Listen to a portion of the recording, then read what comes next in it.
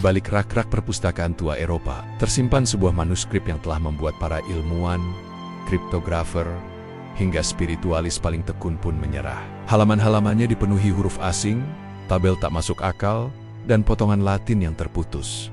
Mereka menyebutnya pesan dari langit, tapi siapa yang berani memastikan kebenarannya? Di dunia manuskrip kuno, ada sebuah naskah dari abad ke-16 yang memicu perdebatan tanpa henti. Ia tidak memiliki pengantar, tidak menyebutkan penulisnya, dan tidak menjelaskan tujuannya. Halaman-halamannya dipenuhi tabel besar, daftar huruf yang tampak acak, serta potongan kalimat Latin yang seolah tidak selesai. Berbeda dengan kitab doa atau catatan astronomi lain pada masanya, naskah ini terasa seperti puzzle yang sengaja dirancang untuk menghindari pemahaman manusia. Ketika pertama kali diperiksa, banyak sarjana mengira ini hanyalah buku yang belum selesai ditulis. Namun semakin mereka menelusuri halaman demi halaman, semakin jelas bahwa pola-pola huruf dan tabel di dalamnya terlalu terstruktur untuk sekadar tulisan acak. Ia seperti menyimpan kode yang sengaja disembunyikan, seakan hanya bisa dibaca oleh orang yang memiliki kunci tertentu. Dan sampai sekarang kunci itu belum pernah ditemukan. Catatan sejarah memperlihatkan bahwa naskah misterius ini pernah berada di tangan seorang intelektual yang berpengaruh di masa pemerintahan Ratu Elizabeth I. Sosok itu adalah seorang ahli matematika, astronomi, filsafat, sekaligus penasihat istana yang berani menyeberangi batas antara sains dan okultisme. Dalam catatan pribadinya, ia menyebut bahwa buku tersebut tidak ditulis dengan cara biasa. Ia menulis bahwa isi naskah itu diterima melalui sebuah komunikasi yang melibatkan entitas yang ia sebut sebagai malaikat. Pernyataan itu mengundang kecaman sekaligus rasa ingin tahu bagaimana mungkin seorang ilmuwan terhormat yang dihormati karena kejeniusan matematikanya percaya bahwa sebuah buku dapat diberikan oleh makhluk surgawi. Namun bagi dirinya, itu bukanlah sekadar kepercayaan, melainkan pengalaman nyata yang ia dokumentasikan dengan detail. Dan keyakinannya itu tetap memikat hingga berabad kemudian. Naskah ini lalu menghilang dari peredaran setelah sang ilmuwan wafat. Selama berabad-abad tidak ada yang tahu di mana keberadaannya. Beberapa pihak bahkan menganggapnya legenda semata. Namun di pertengahan abad ke-20, kejutan besar terjadi ketika dua salinan naskah itu ditemukan di perpustakaan besar Eropa. Kedua salinan tersebut sama-sama dipenuhi tabel huruf yang tidak dikenal, pola acak yang tampak seperti sandi, dan teks Latin yang tidak membentuk kalimat utuh. Para akademisi mulai menelitinya dengan bantuan teknologi modern, memindai setiap halaman, dan mencoba memecahkan pola-pola kompleks itu. Tetapi hasilnya mengecewakan. Tak ada satupun kode yang berhasil dipecahkan secara utuh. Beberapa kata terpecahkan, tetapi tidak memberikan makna yang masuk akal, seolah-olah ada lapisan rahasia yang sengaja dikunci. Penelitian demi penelitian dilakukan. Ahli kriptografi mencoba menguraikan tabel-tabelnya, sementara sejarawan mencari referensi silang dalam manuskrip-manuskrip lain dari zaman yang sama. Beberapa menemukan pola anagram, sebagian menemukan susunan huruf yang mungkin menyembunyikan nama tertentu. Di sisi lain, para praktisi okultisme berpendapat bahwa kunci naskah ini bukan terletak pada algoritma atau kemampuan bahasa, melainkan pada ritual tertentu.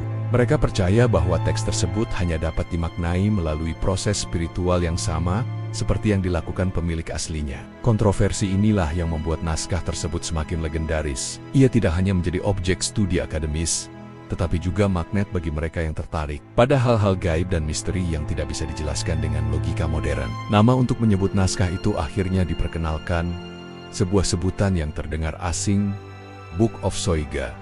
Nama yang tidak memberikan arti apapun, tetapi cukup untuk menempel pada ingatan siapapun yang mendengar.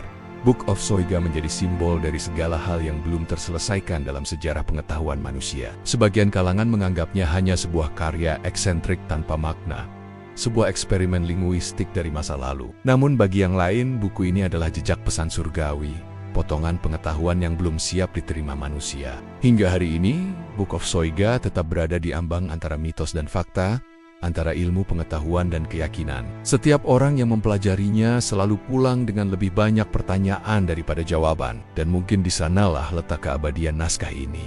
Ia terus memancing rasa ingin tahu yang tidak pernah padam. Para peneliti modern mencoba menghubungkan isi buku ini dengan teks-teks lain dari zaman yang sama, berharap menemukan korelasi yang bisa membuka makna tersembunyi.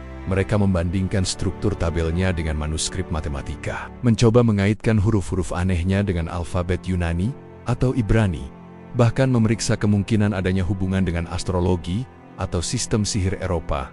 Hasilnya, semakin banyak pola yang muncul, semakin banyak pula pertanyaan baru yang tidak bisa dijawab. Beberapa pola tampak mengikuti logika tertentu, seperti daftar yang diurutkan, tetapi tiba-tiba berhenti dengan cara yang tidak masuk akal. Hal ini membuat banyak orang berspekulasi bahwa naskah ini sengaja dibuat seperti jebakan intelektual, sesuatu yang memancing rasa ingin tahu, tetapi tidak pernah memberi jawaban penuh. Namun logika seperti itu tidak menjelaskan mengapa seorang tokoh besar rela mempertaruhkan reputasi ilmiahnya demi mengakuinya sebagai teks yang diberikan oleh malaikat. Sejumlah kriptografer abad ke-21 bahkan menggunakan perangkat lunak canggih untuk menguraikan tabel-tabel di dalamnya. Ribuan kombinasi telah diuji. Ratusan algoritma dipakai untuk mencoba menemukan kunci enkripsi. Ada yang menemukan pola seperti kode Caesar yang diulang, ada yang menemukan struktur seperti matriks yang mungkin menyembunyikan koordinat. Namun semua berakhir pada data tak bermakna.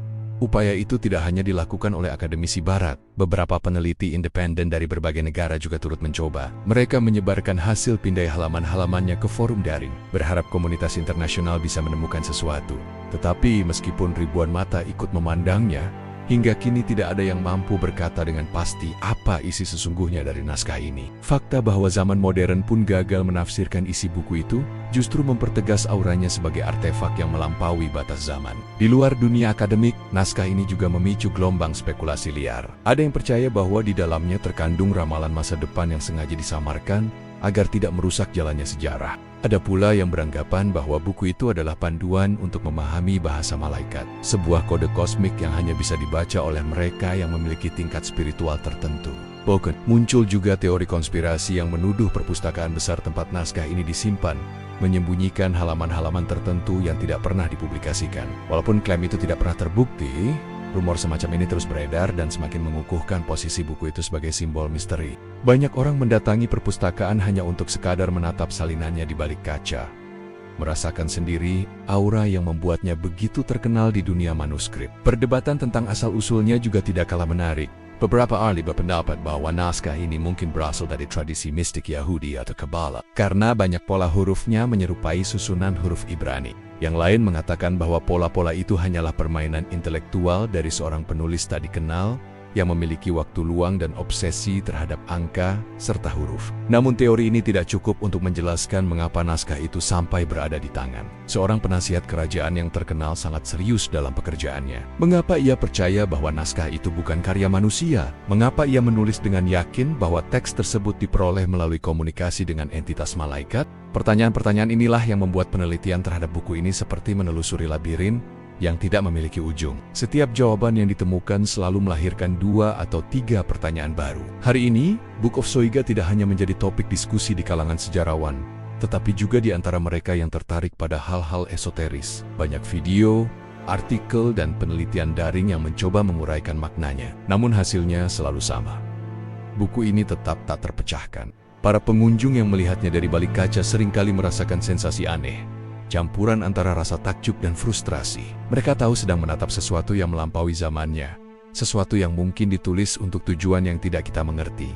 Dan disinilah letak pesona abadi naskah itu. Ia bukan hanya buku, melainkan jendela menuju dunia pemikiran yang tak pernah kita pahami sepenuhnya. Sebuah pengingat bahwa sejarah manusia selalu menyimpan lapisan-lapisan rahasia yang siap menantang logika, siapapun yang berani mencoba menguaknya. Di balik keheningan yang menyelimuti naskah ini, ada banyak pertanyaan yang jarang diajukan secara terbuka. Jika memang ia hanyalah sebuah karya eksentrik, mengapa susunan huruf dan tabelnya menunjukkan tingkat kerumitan yang melampaui permainan kata biasa? Jika ia hanyalah lelucon intelektual, mengapa seorang tokoh sepenting penasihat kerajaan mau menyimpannya dan mendokumentasikan ritual yang berkaitan dengannya? Pertanyaan-pertanyaan itu memperdalam misterinya, karena setiap kemungkinan jawaban justru membuka ruang misteri baru.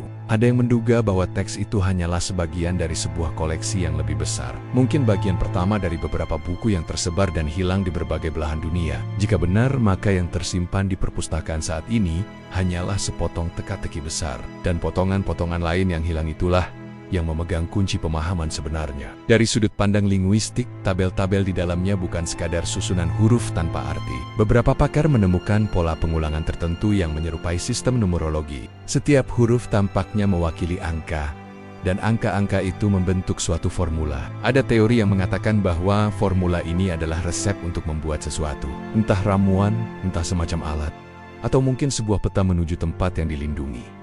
Namun tanpa konteks, formula itu tetap tidak bisa diartikan. Setiap kali ada peneliti yang mencoba memecahkannya, mereka berakhir dengan interpretasi yang berbeda-beda, seperti menafsirkan sebuah lukisan abstrak yang penuh makna tersembunyi. Perdebatan di jurnal-jurnal akademik pun terus berlangsung. Dan buku ini selalu kembali disebut sebagai contoh nyata bahwa tidak semua teks kuno bisa dijinakkan oleh metode modern. Di kalangan spiritualis, buku ini memiliki makna yang sama sekali berbeda. Mereka tidak melihatnya sebagai tantangan intelektual, melainkan sebagai artefak sakral. Banyak yang percaya bahwa huruf-huruf yang tampak acak itu adalah doa dalam bahasa surgawi.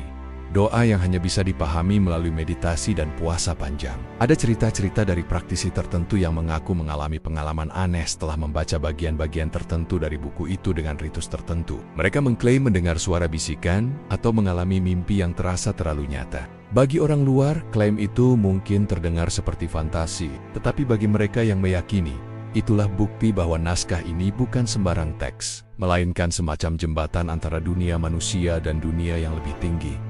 Sebuah jembatan yang hanya terbuka bagi mereka yang siap secara rohani. Tak hanya itu, ada juga diskusi tentang kemungkinan bahwa buku ini sengaja ditulis untuk melindungi ilmu tertentu dari tangan orang-orang yang salah.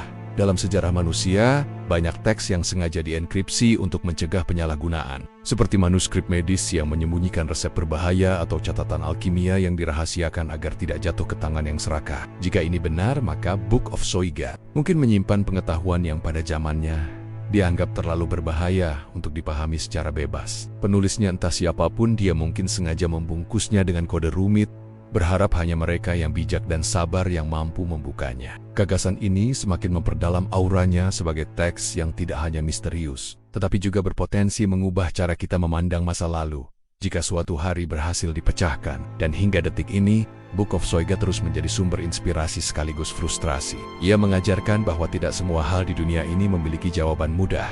Dalam setiap simbol yang belum dipahami, tersimpan kemungkinan-kemungkinan tak terbatas yang memancing rasa ingin tahu kita. Naskah ini memaksa kita untuk mengakui bahwa meskipun kita hidup di zaman teknologi canggih, ada warisan masa lalu yang tetap tak tersentuh logika. Itulah sebabnya banyak orang, dari ilmuwan, penulis, hingga pembuat film, terus kembali kepada naskah ini, mencari-cari petunjuk, berharap menemukan celah kecil yang bisa membuka tabir misterinya. Dan selama kunci itu belum ditemukan, naskah ini akan terus hidup sebagai salah satu teka-teki terbesar yang pernah ditinggalkan manusia kepada peradaban berikutnya. Para sejarawan yang mengkaji naskah ini juga menyadari bahwa kehadirannya mengungkap sisi lain dari sejarah intelektual Eropa. Pada masa itu, batas antara sains dan mistisisme belumlah tajam sekarang. Seorang matematikawan bisa saja sekaligus seorang alkemis, seorang astronom juga seorang praktisi okultisme. Book of Soiga muncul dari konteks zaman seperti itu. Ketika manusia mencoba memahami alam semesta dengan memadukan logika dan spiritualitas, maka wajar bila isinya mengandung pola matematika sekaligus simbol-simbol yang dikaitkan dengan dunia gaib. Namun, bahkan dengan pemahaman konteks itu, tetap saja tidak ada satupun teori yang bisa benar-benar menjelaskan keseluruhan isinya. Setiap kali para akademisi mengira telah menemukan kunci, mereka menemukan halaman lain yang sepenuhnya mematahkan teori tersebut. Keunikan buku ini juga memunculkan pertanyaan tentang niat asli penulisnya. Jika memang ini adalah pesan dari makhluk surgawi, seperti yang diyakini sang ilmuwan pemiliknya, mengapa disampaikan dalam bentuk yang nyaris mustahil dibaca? Ada yang mengatakan itu adalah ujian, bahwa pengetahuan suci tidak diberikan secara cuma-cuma. Ada pula yang berpandangan bahwa naskah ini sengaja ditulis untuk melindungi pesan tersebut dari mereka yang tidak siap. Argumen itu selaras dengan tradisi banyak budaya kuno yang menyimpan rahasia besar dalam bentuk simbol, hanya bisa dipecahkan oleh mereka yang memiliki bimbingan atau pencerahan khusus.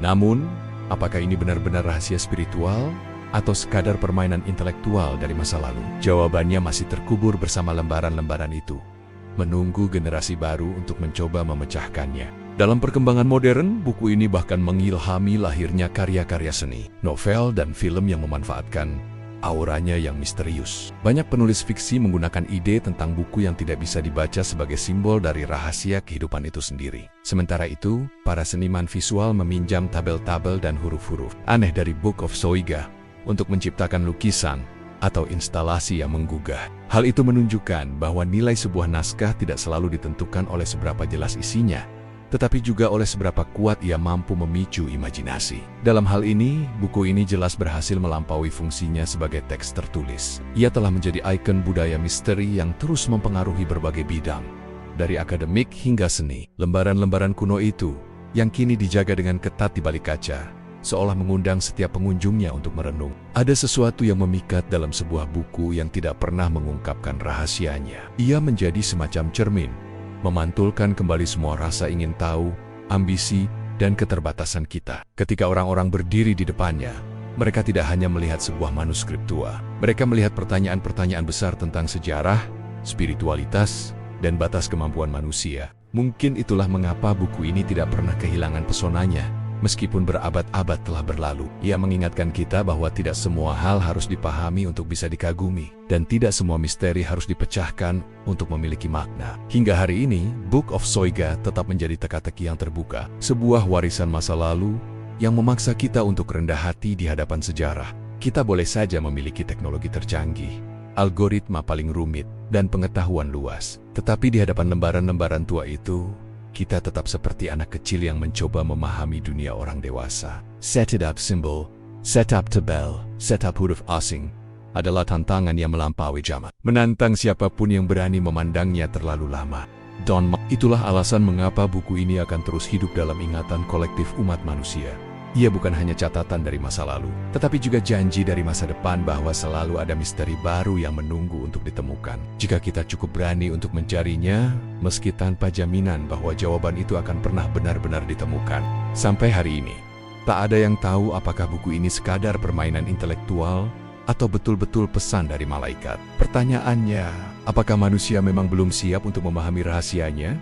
Ataukah memang ada sesuatu yang sengaja ingin tetap tersembunyi selamanya? Jika kamu percaya masih ada misteri yang belum terungkap di dunia ini, jangan lupa untuk tekan like, subscribe, dan nyalakan loncengnya supaya kamu tidak ketinggalan setiap rahasia baru yang kami bongkar. Bagikan video ini ke teman-temanmu, dan tulis di kolom komentar menurutmu, apakah buku ini sungguh pesan dari malaikat, atau hanya karya tangan manusia biasa?